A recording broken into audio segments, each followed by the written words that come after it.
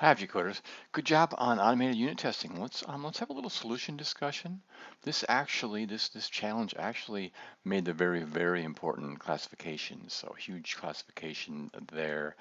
Um, there's different ways to describe it. One way to think about it is we really want to avoid being the bottleneck in software engineering. You might have a team. The broader team might be 20 people. It could be 50 people.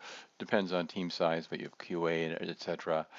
And then if you're the one person who's a bottleneck because you have a bug in there blocking, we don't want that. Coders don't want to do that. Same with grading. We don't want to be the one who blocks the grading. So that's what this is about. Let's hop into it. Let's see here. Basically, this is a challenge here. These are the chapters we coders don't like to read, but even after the challenge, I would spend a little time reading these, especially this one here to get concepts. Really, it's nice to pick those up afterwards as well. You can really resolve some things. Let's go jump into customer. I like to get an example. I'm pretty example driven myself. So open that up for reference. We have our example here. And then I like to kind of see what we're looking at for actually deliverable. I'm going to jump right down to what deliverable is. It says we need this bug summary. And if we look at that, it tells it follows the same format as the example. So if we look at the example, there is a bug summary. So that's what we're looking at. Looks like nothing fancy. This is in the end. We don't have to really worry about it at this very minute getting started, but in the end. So we have this bug summary, just a description of the bugs as we run into them, right? All right. Well, we're going to actually give it a shot now and see what happens. Um, so provided code, download that code and follow these examples. One thing we want to do is always, this is very important as well.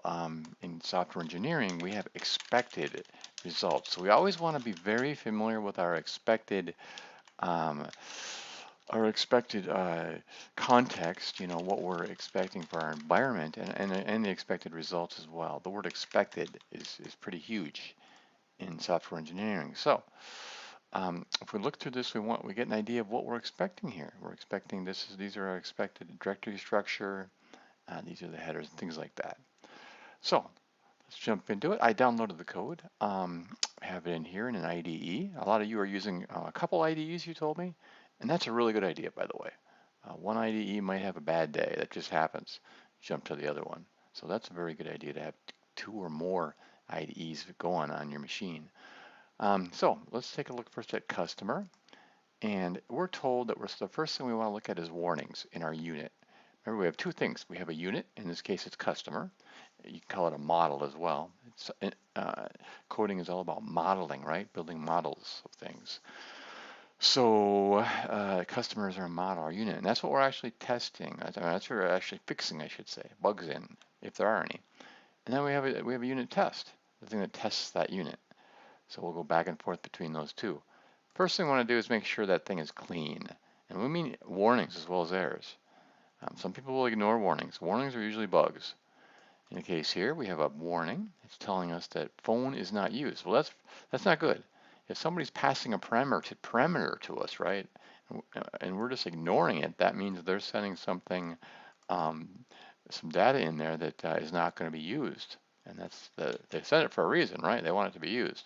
If we look at our object here, we see that we have an IR, instance variable, called phone. So we're obviously we just forgot to set it. And so we'll do that. Set that, and our warning should go away. It did. We have no more warnings. Now we're going to go jump into something more along the lines of our bug testing here. If we look here, bug finding, model business is not resolved. All right, model business. Let's go back to our expectations. Okay, we have packages. This is our directory structure, or package structure in Java, right? So we have model and then business as our path. So let's go take a look at what we actually have, what's going on. Well, we can see here that it's actually somebody abbreviated, or we abbreviated it to biz. Abbreviations don't work in coding. Things have to be exact. So we have to change that to business. So we would change that, and we could right click right here and do a refactor and a rename. Or in Windows, you could F2 different ways to do it. If we're not sure how, we would do a Google search for our IDE, in this case Eclipse. How do I rename a package? And we're going to change that biz to business. And hit OK. A lot of times you would update references. I'm not, just because I want to kind of do this step by step here a little bit. All right, so now we still have an error there. In this case, it is telling us that customer is not visible. So again, we're going to go look at customer there.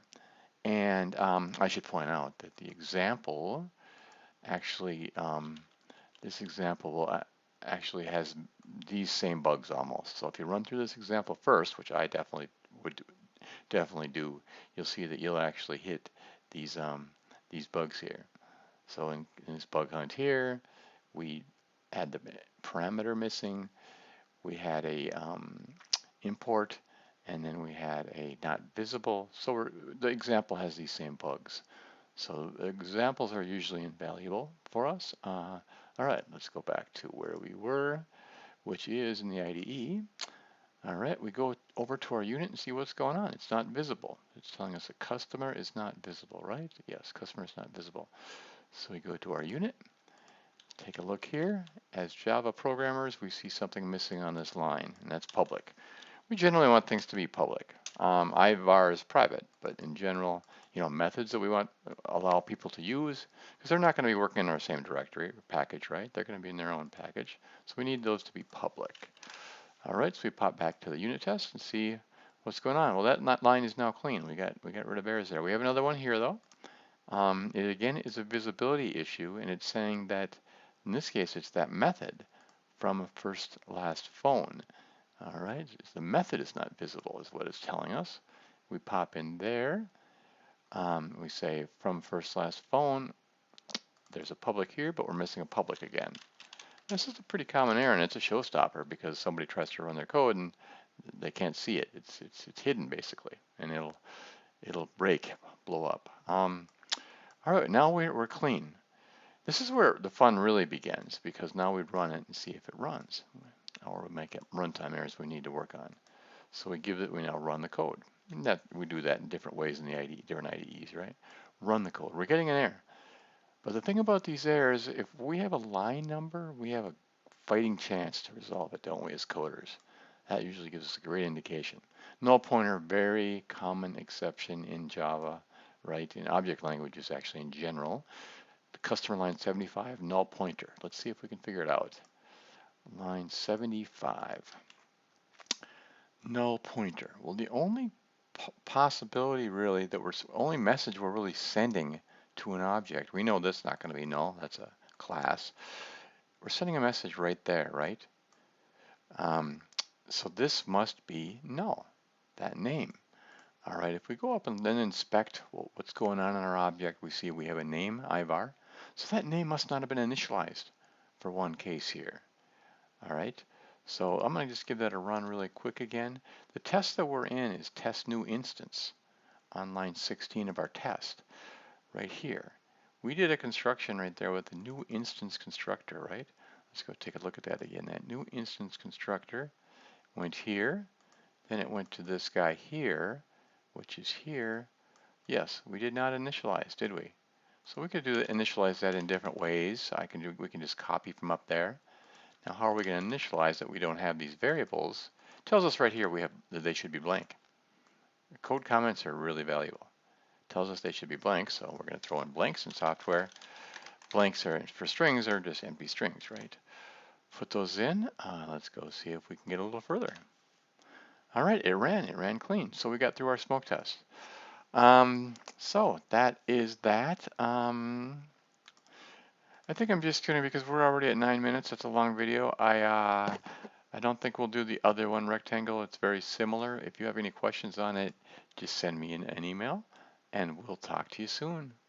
Happy bug hunting.